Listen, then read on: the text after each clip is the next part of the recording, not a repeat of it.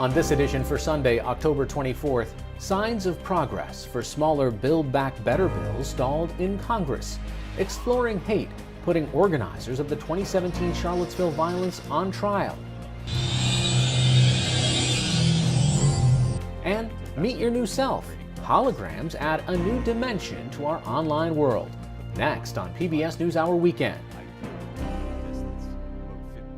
PBS NewsHour Weekend is made possible by Sue and Edgar Wackenheim III, Bernard and Denise Schwartz, the Cheryl and Philip Milstein family, the Anderson Family Fund, the Sylvia A. and Simon B. Poita Programming Endowment to fight anti-Semitism, the estate of Worthington Mayo Smith, Leonard and Norma Chlorfine, the Rosalind P. Walter Foundation, Koo and Patricia Ewan, committed to bridging cultural differences in our communities, Barbara Hope Zuckerberg. We try to live in the moment to not miss what's right in front of us. At Mutual of America, we believe taking care of tomorrow can help you make the most of today. Mutual of America Financial Group, retirement services and investments. For 25 years, Consumer Cellular has been offering no-contract wireless plans designed to help people do more of what they like. Our U.S.-based customer service team can help find a plan that fits you. To learn more, visit consumercellular.tv. Additional support has been provided by and by the Corporation for Public Broadcasting, a private corporation funded by the American people, and by contributions to your PBS station from viewers like you. Thank you. Good evening and thank you for joining us. President Joe Biden invited West Virginia Senator Joe Manchin, a Democratic holdout on some of the president's spending plans, and Senate Majority Leader Chuck Schumer for breakfast at his Wilmington, Delaware home today. The president is spending the weekend in Delaware, and the morning meeting was private, but Democratic House Speaker Nancy Pelosi said this morning an agreement on the social safety net bill may come before Mr. Biden leaves for the G20 meeting in Rome at the end of the week. By the time he leaves for Europe, do you think you'll have a deal by Thursday or Friday? No, I think we're pretty much there now. You think you have a deal now? We're almost there. It's just the language of it. The speaker said she is planning for a vote soon, but she acknowledged today that the social program spending bill is now far smaller than its original $3.5 trillion price tag.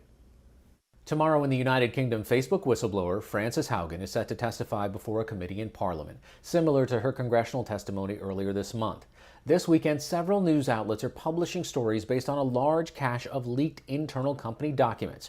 Among the many new revelations this weekend, Facebook knew through its own research the levels to which its recommendations surfaced increasingly polarizing, divisive, and conspiratorial content.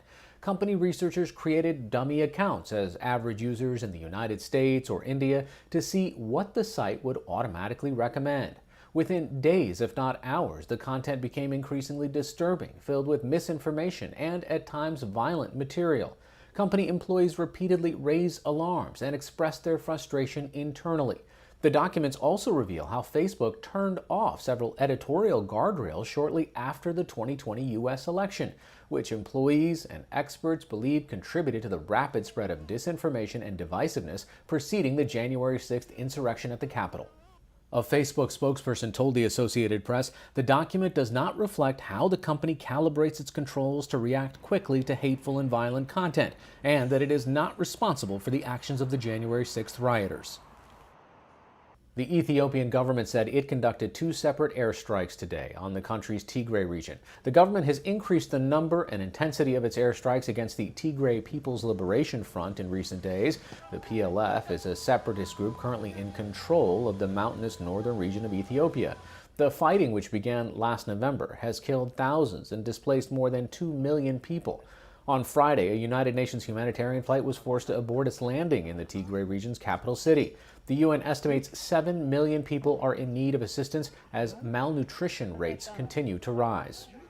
Turkish President Recep Tayyip Erdogan ordered his foreign ministry to remove 10 ambassadors from Western nations, including the U.S., from the country late yesterday. Erdogan declared the ambassadors are, quote, persona non grata, after the group issued a statement calling for a resolution of the case against businessman and philanthropist Osman Kavala. Kavala has been in prison since 2017 despite not having been convicted of a crime. The persona non grata declaration against a diplomat usually results in the removal and ban from the host country. Kavala has been accused and acquitted on charges he helped organize and fund protests against the Turkish government. Mexico's southern Pacific coast is bracing for Hurricane Rick, which is expected to make landfall tonight or early tomorrow. The U.S. National Hurricane Center said the Category 3 storm is on track to hit the southwestern coast and then move north. In the Pacific Ocean off the U.S. coast, meteorologists say an atmospheric river has formed, which will deliver high winds and a series of dramatic rain events through much of this week. With heavy rain expected, strips of deep tropical moisture will bring much-needed relief to the drought-stricken West, as well as an end to the fire season. But forecasters warn there may be hazardous flooding and mudslides, and that the storms are expected to be the strongest to hit the San Francisco Bay Area since 2010. For more national and international news, visit pbs.org/newshour. A federal court trial begins in Charlottesville, Virginia tomorrow. At issue, whether the organizers of the deadly 2017 Unite the Right March are accountable for what the plaintiffs charge was an unlawful conspiracy, not a spontaneous rally that turned violent. 9 residents of Charlottesville, injured over 2 days, are seeking financial damages from about 24 organizers of the right-wing extremist protest. One of those protesters, who drove his car into a crowd of peaceful counter-protesters and killed 32-year-old Heather Heyer, was convicted of murder 2 years ago. This civil lawsuit is the first in many years to use a law from 1871, known as the Ku Klux Klan Act, which was designed to strengthen protections for victims of racial violence. It charges that the 2017 organizers conspired to harm people of color and Jews. The defendants in the trial have claimed they were exercising First Amendment rights and that there was no conspiracy. But the federal judge overseeing the case ruled that the 1871 Act and other state and federal laws do apply. I spoke with Amy Spitalnik, Executive Director of Integrity First for America, the nonpartisan nonprofit organization backing the lawsuit. Amy, a lot of people will remember the tragedy, but not the lawsuit afterwards. To bring us up to speed, what are you going to court for right now? So many people remember the images of neo-Nazis with tiki torches chanting "Jews will not replace us." They remember the car attack that killed Heather Heyer and injured so many others. And what this case illustrates is that first, those incidents weren't just accidents or clashes. They were planned long in advance, meticulously, on social media and other communications platforms, and that the story people think they know about Charlottesville is actually so much deeper and darker, that motivated by white supremacy, by anti-Semitism, by racism, these defendants planned on Discord and other social media chats and text messages, in-person meetings and beyond, how they planned to come to Charlottesville, commit violence, and then of course they celebrated this violence. And in these chats, they discussed every detail from the mundane and banal, what to wear, what to bring for lunch, will mayonnaise spoil on a sandwich if you bring it for lunch, to the vile and the violent, how to, quote, crack commie skulls, use free speech instruments as weapons, and even whether they could hit protesters with cars and claim self-defense, which is, of course, precisely what happened. And so that's not an accident. That's not a clash. That's a racially motivated violent conspiracy. And our plaintiffs are using a statute known as the Ku Klux Klan Act of 1871 to hold accountable the 24 individuals and groups most directly responsible for that conspiracy. Now, what sort of evidence are you going to be able to present? Because I have heard that several cell phones magically fell down toilets before they could be grabbed by law enforcement. That is correct. So there was a pandemic of cell phones falling into toilets among the defendants at one point in this case. But we've collected over 5.3 terabytes, which is 5.3 million megabytes of digital evidence in this case.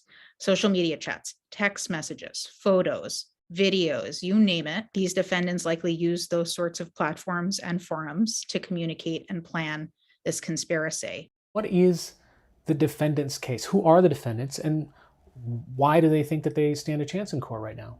So the defendants are a who's who of the violent white supremacist movement in America. It's people like Richard Spencer, Andrew Anglin, who runs the Daily Stormer, which is one of the most prevalent neo-Nazi websites, groups like National Socialist Movement, which is one of the largest neo-Nazi groups, Identity Europa, League of the South, certain Klan groups. Our lawsuit specifically takes on the people in the groups who were identified in those chats and otherwise as most directly responsible for the conspiracy. Their main arguments, or at least that we've heard over the last few years, are that this is somehow protected speech, that the First Amendment somehow protects them here. And the court has made clear the First Amendment does not protect violence. If these defendants had simply shown up in Charlottesville with signs and swastikas and Nazi chants and left it there, that would have been acceptable conduct that would, under the First Amendment, as abhorrent as we all might have found it. Is this personal for you? I think this is deeply personal for everyone involved, including me. I'm the granddaughter of Holocaust survivors. And if you had asked me 5 or 10 years ago, will you be suing Nazis professionally in the year 2021? I probably would have thought you were crazy.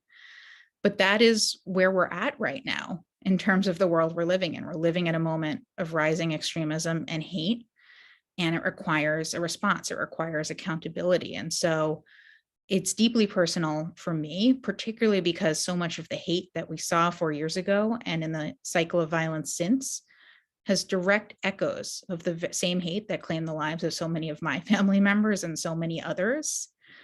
It specifically involved comments like next stop Charlottesville, final stop Auschwitz, and talked about gassing the Jews and so many of the other horrific slurs and hate that we all know too well from the darkest times in our history. It is certainly not an easy time we're living in. It's a scary time, but the fact that we're able to use the tools we have to do something in these moments is powerful. Amy Spitalnik, Executive Director of Integrity First for America. Thanks so much for joining us.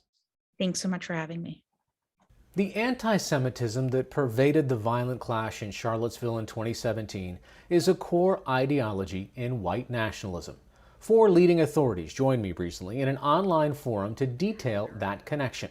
Racial justice activist Eric Ward, American University professor Pamela Nadell, former Homeland Security analyst Daryl Johnson, and former white nationalist Derek Black tackled extremist groups, the conspiracy theories driving their beliefs, and the current and historic roots of anti-Semitism that underlie their convictions. This segment is part of our ongoing series exploring hate, anti-Semitism, racism, and extremism. Derek, I want to ask, is anti-Semitism a sort of binding agent? Yes, anti-Semitism is the fiber of white nationalism. It is the ideology that in many ways is absolutely at the core and motivates all of its organizing, all of its core ideology, and its worldview. Derek, I want to stay with you for a second. Tell me a little bit about that. I mean, the role of lore here, when you're a child, I mean, the stories we are told as children, are there conspiracy theories that you remember hearing as if it was established fact? I mean, absolutely.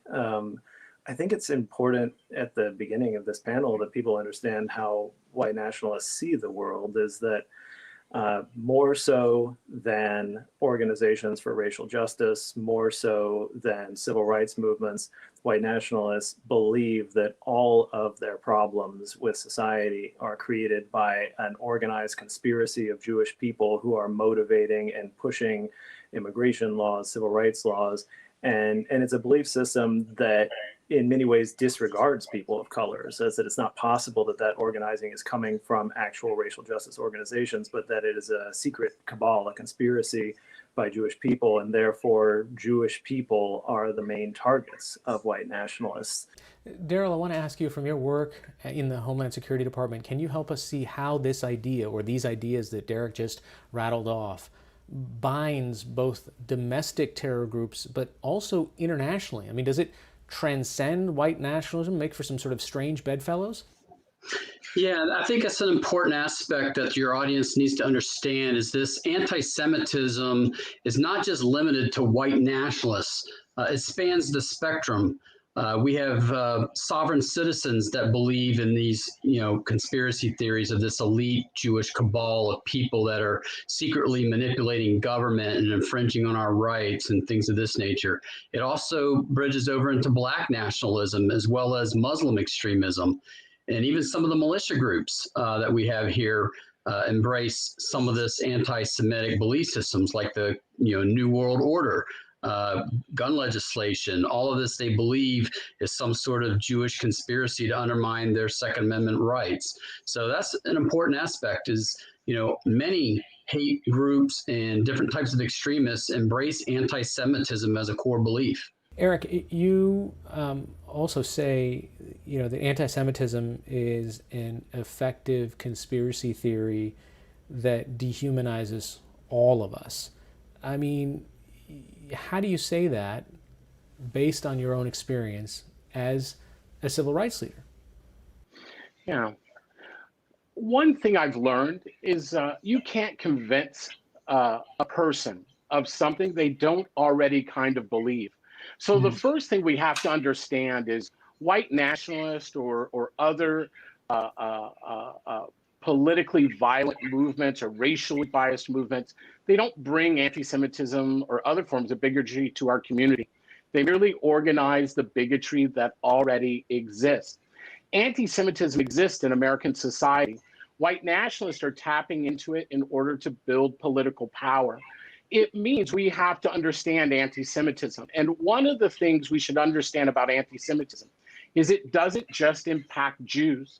Non-Jews are just as vulnerable to the violence of anti-Semitism as the Jewish community. Professor Nadel, I mean, we might be able to better understand these connections today if we're given a little bit more context about the past. I mean, some of the tropes that we are hearing from my guests here, they seem ancient. I mean, you can kind of, you can almost take this verbatim from biblical times to now. Right. Exactly, Hari. Even though there's anti-Judaism before the birth of Christianity, what we're really seeing is we're seeing a kind of line from the Gospels where, John says to the Jews in the Gospel of John, he says, you are from your father, the devil, and you choose to do your father's desires. And by the time we get to the Middle Ages, where Christendom is in power across Europe, we get these terrible images of the Jews who are seen as diabolical, that they murder children because they need them for ritual purposes. We have the image of the evil, greedy, wicked money lender, and we also get the image of the Jews during the Black Death, the bubonic plague of 1348-49. We have the image of the Jews have poisoned the wells, and that's why people are dying. And the result is across Jewish history is legislation restricting Jewish behavior, confining Jews to ghettos, but also outbursts of violence that run across history down until today. You can watch the full Exploring Hate online forum, Set the World on Fire, How Anti-Semitism Fuels White Nationalism, and all of our ongoing coverage online at pbs.org/exploringhate.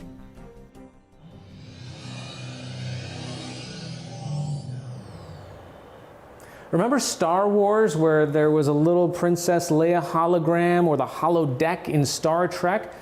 That hologram technology is kind of here now.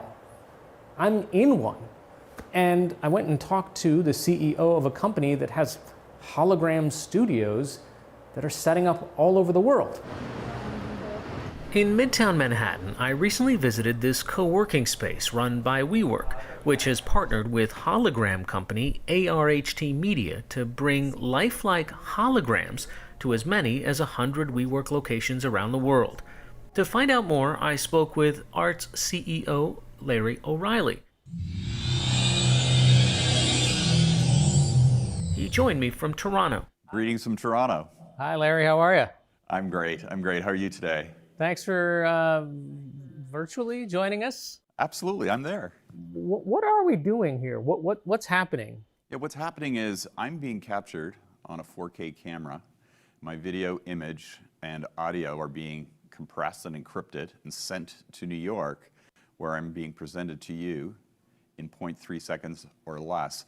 And I should be appearing life-size and lifelike, looking 3D, and that's what we call creating presence. What does this do that I don't get from a FaceTime or a Zoom?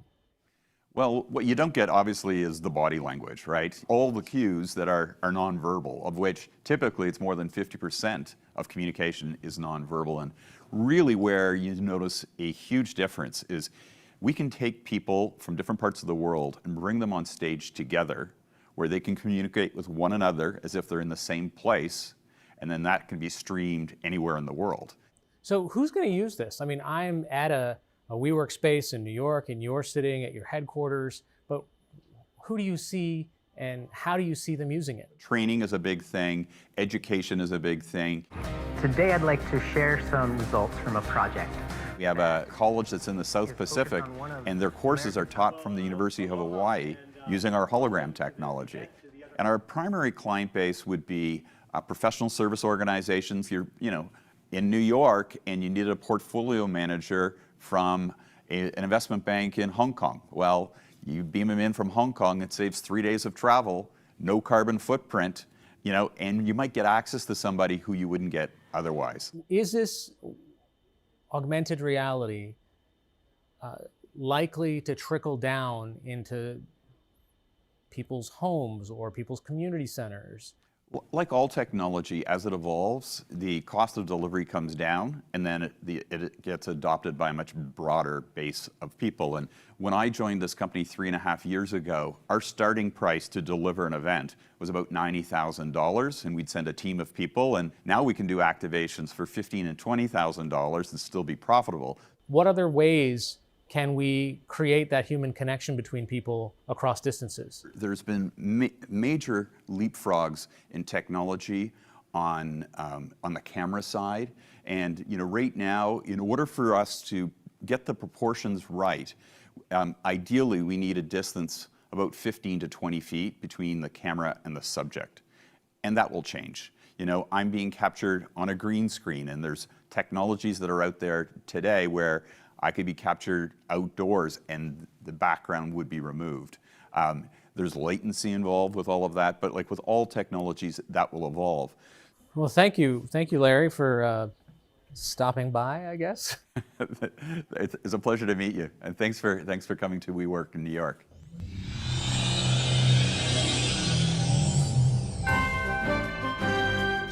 This is PBS NewsHour Weekend, Sunday. Finally tonight, in Brazil, environmentalists continue to sound the alarm about fires ravaging the Amazon region. The world's largest rainforest is critical to the climate. Its trees and vegetation absorb and store huge amounts of carbon dioxide, helping in the battle to slow global warming. And now, an artist is drawing attention to the fires and firefighters using an unusual material. It covers 10,000 square feet. A mural in Sao Paulo painted to call attention to the work of firefighters in the Amazon rainforest. The artist, who goes by the single word name Mundano, says those men and women on the front lines are often facing a losing battle. We are destroying nature, and we are nature. I believe we are in a self-destructive process. This mural is a protest, a cry for help. There's nowhere else. It's so that people can support firefighters and volunteer firefighters. The destruction Mundano is referring to is the result of massive forest fires. In August alone, satellites tracked more than 28,000 fires in the Brazilian Amazon. In June and July, the artist traveled more than 6,000 miles across wetlands, tropical savannas, and the Amazon forest to see the damage firsthand. He spoke with firefighters to hear their stories and collected ash from the burnt trees. Ash he uses to make the black and white images of the mural. Cavemen and women made cave paintings with charcoal. I'm going back to this technique, but I'm using evidence of the crime. This way, I'm making art which is activism, art committed to a cause. With its location along a busy thoroughfare in Brazil's largest city, Mundano hopes the mural will raise awareness about the forest destruction and the Amazon's vital role as the climate changes.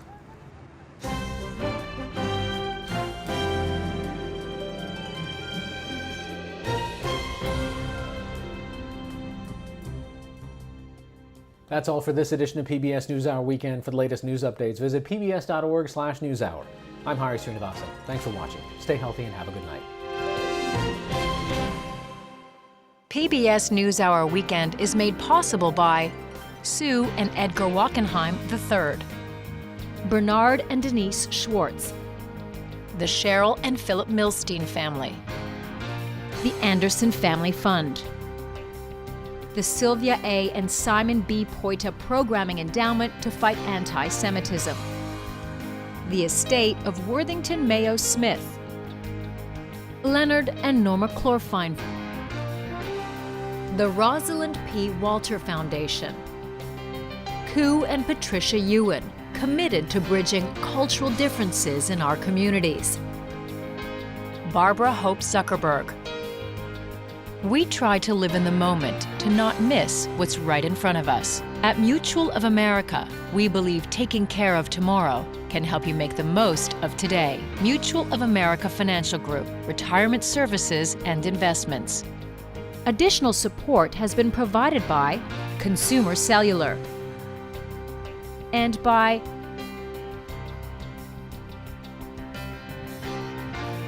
the Corporation for Public Broadcasting, a private corporation funded by the American people, and by contributions to your PBS station from viewers like you. Thank you.